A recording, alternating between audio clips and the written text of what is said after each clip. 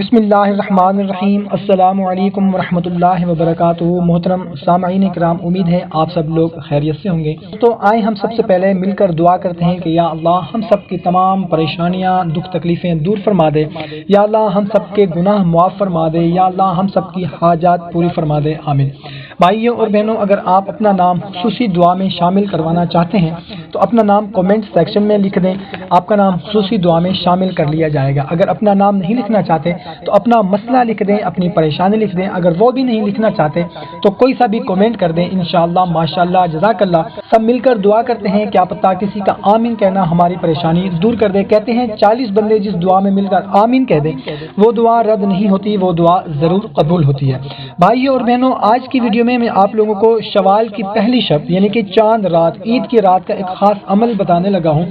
इस अमल के करने से ये 4 नवाफिल हमने पढ़ने हैं। इंशाअल्लाह अज़्ज़ा वजल इस अमल के करने से अल्लाह ताला हमारे गुनाह मुआफ़ फरमा देगा और तौबा कबूल फरमाएगा। तो भाइयों और बहनों, जब आपके गुनाह भी मुआफ़ हो गए, अल्हम्दुलिल्लाह, आपकी तौबा भी अल्लाह ताला ने कबूल कर ली, तो उसके बाद तो सिर्फ हम दुआ के लिए हाथ उठाएंगे तो इंशाअल्लाह ताला हमारी तमाम हाजात, हमारी तमाम ख्वाहिशात, हमारी तमाम दुआएं कबूल होती चली जाएंगी।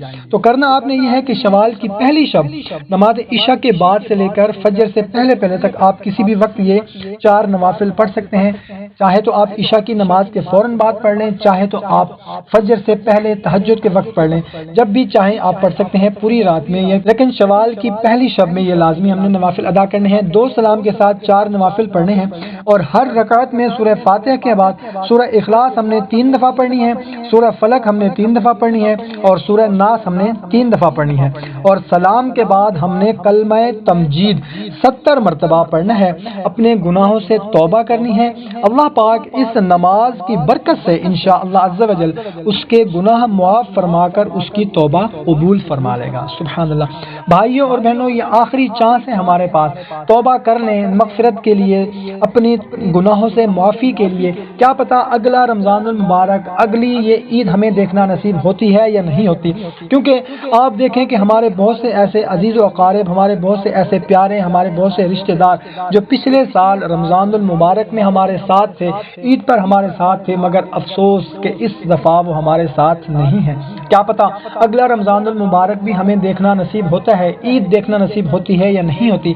तो हमारे पास ये आखिरी चांस है। कोशिश करें कि इस रात हम रो रो कर गिड़गिड़ा कर अपने गुनाहों की माफ़ी मांगें, अपनी हाजात के लिए, अपनी परेशानियों के लिए दुआ करें।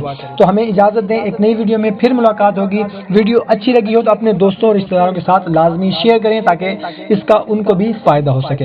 हमें इजाज़त दें। अल्लाह हाफ़िज़।